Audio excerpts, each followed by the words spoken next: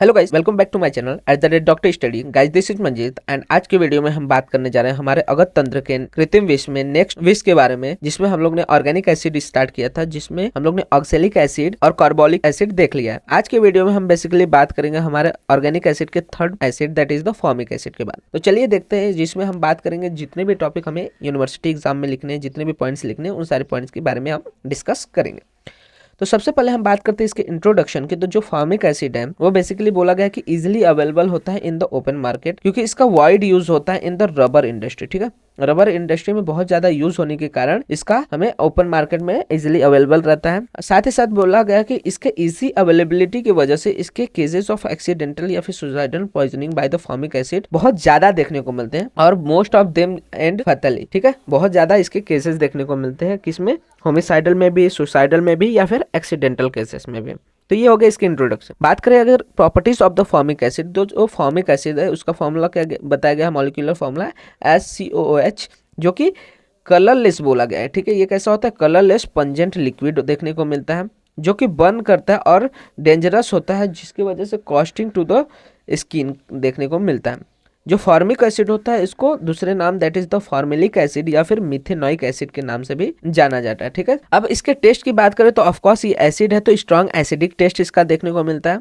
ये मेल्ट करता है बेसिकली 8.38 डिग्री सेल्सियस और बॉईल करता है एट द 101 डिग्री सेल्सियस पे। अब स्पेसिफिक ग्रेविटी की बात करें तो जो फॉर्मिक एसिड है उसकी स्पेसिफिक ग्रेविटी 1.22 बोली गई है। टॉक्सिकोलॉजिकली क्या बोला गया है कि जो फॉर्मिक एसिड है ये कोरोसिव होता है और इरिटेंट होता है, बट रिलेटिवली ये क्या होता है? नॉन टॉक्सिक होता है जब इसको डाइल्यूट कर दिया गया। ठीक है, तो जब कॉन्सेंट्रेटेड फॉर्म में यूज किया जाए तो ये कोरोसिव या फिर इरिटेंट हो सकता है, लेकिन अगर इसका डाइल्यूटेड फॉर्म देखें तो वो नॉन टॉक्सिक होता है, उसका ज्यादा हार्मफुल इफेक्ट देखने को नहीं मिलते। अब बोला गया कि it has got strong antiseptic property and is used as fungicide.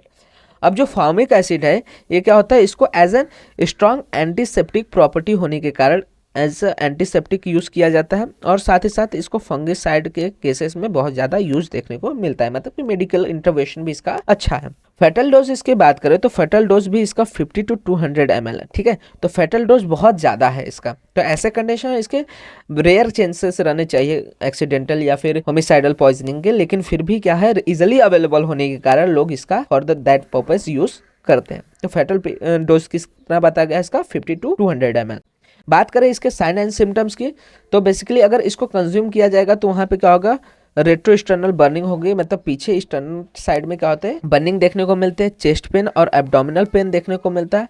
हिमेस्टेमेसिस या फिर हिमेट्यूरिया देखने को मिल सकता है, मतलब भूख के साथ ब्लड आएगा या फिर यूरिन के साथ ब्लड देखने को मिलता है। वोमेटिक कंडीशन देखने को मिलती है, और कॉम्प्लिकेशन में बेसिकली गैस्ट्रो इंटेस्टाइनल परफोरेशन, मतलब कि बहुत ज्यादा कॉन्सेंट्रेटेड फॉर्म में इसको इंजेस्ट कर लिया है तो यहाँ पे जो जीआईटी ट्रैक्ट है उसमें परफोरेशन देखने को मिलते हैं। साथ ही साथ रेस्पिरेटरी डिस्ट्रेस भी देखने को मिलता है। इसके डायग्नोसिस के लिए बेसिकली हम लोग टॉलरेंस टेस्ट करते हैं। वहीं पे इसके बात करें ट्रीटमेंट की, तो बेसिकली इसका एंटीडोट में हम लोग फोमेपाइजोल देते हैं, और साथ ही साथ अब एसिड है तो उसके इफेक्ट को कम करने के लिए डिमल्सेंट, जो कि हमारा फिजिकल एंटीडोट हो तो वो डिमल्सेंट दिया जाता है। साथ ही साथ एमेसिस जो है इसमें कॉन्ट्रा इंडिकेटेड है। ऑफ कोर्स कॉन्ट्रा इंडिकेटेड, जितने भी कोरोसिव एसिड्स रहते हैं सब में क्या रहता है? कॉन्ट्रा इंडिकेटेड रहता है एमेसिस, क्योंकि वो क्या करेगा? उसकी वजह से एस्पिरेशन कॉज हो सकता है। उसके बाद बोला गया कि folinic acid 1 milligram per KG of the IV दे दिया जाता है at 4 hourly intervals for the 6 doses. ठीक है, तो फोलिनिक एसिड के 6 डोजेस दिए जाते हैं 4 आवर्स के इंटरवल पे, और लास्ट में अगर जो ब्लड है उसका डायलिसिस कंडीशन भी कराया जाता है, ताकि जो भी ब्लड में इसके मिक्स्ड कंटेंट है उसको भी रिमूव किया जाए। तो ये सारी चीजें हम करते हैं with in the treatment of formic acid. Medico legal importance की अगर हम बात करें तो बेसिकली इसके एक्सीडेंटल पॉइजनिंग, सुसाइडल इंजेक्शन या फिर होमिसाइडल इंजेक्शन बहुत ज्यादा देखने को मिलते हैं, क्योंकि ये क्या है? इजिली अवेलेबल है मार्केट में, और इजिली अवेलेबल होने की वजह से सबके हैंड टू हैंड मिल जाता है, ऑन द काउंटर अवेलेबल है। तो ऐसे कंडीशन में इसके ये सारे केसेस बहुत ज्यादा देखने को मिल सकते हैं। वहीं पे यूज की बात करें तो बेसिकली इसका यूज एज एन एंटीसेप्टिक या फिर डिसइंफेक्टेंट कर सकते हैं, प्लास्टिक के मैन्युफैक्चरिंग में करते हैं।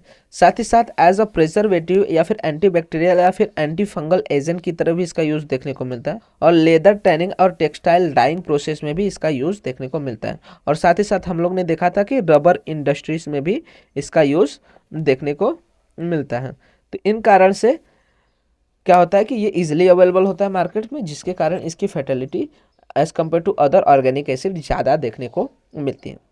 ठीक है। तो ये सारी चीजें हमें देखने को मिलते हैं with in the formic acid. तो इसी के साथ जो हमारा टॉपिक है फॉर्मिक एसिड, जो कि हमारे ऑर्गेनिक एसिड का टॉपिक है, वो हम लोग ने देखा। तो इसी के साथ जो ऑर्गेनिक एसिड है उसमें जितने भी टॉपिक थे, तीनों topic that is the oxalic acid, carboxylic acid and the formic acid, तीनों हम लोग ने कवर कर लिया है। होप आपको सारी चीजें क्लियर रहेगी। एंड अगर आपको कुछ डाउट रहता है तो आप कमेंट सेक्शन में मेंशन कर सकते हैं, मैं ट्राई करूंगा कि उसको क्लियर कर सकूं। साथ ही साथ इसी तरह के बीएमएस रिलेटेड, द्रव्य रिलेटेड, अगत तंत्र related and Ayurveda related videos के लिए आप हमारे चैनल को सब्सक्राइब कर सकते हैं। साथ ही साथ वीडियो को लाइक एंड शेयर करना मत भूलिएगा। आप हमारे इंस्टाग्राम एंड टेलीग्राम हैंडल्स को भी फॉलो कर सकते हैं, जहां पे आपको videos related, notes related and BMS related updates provide हो जाते हैं, जिसका लिंक आपको वीडियो के डिस्क्रिप्शन में अवेल हो जाएगा।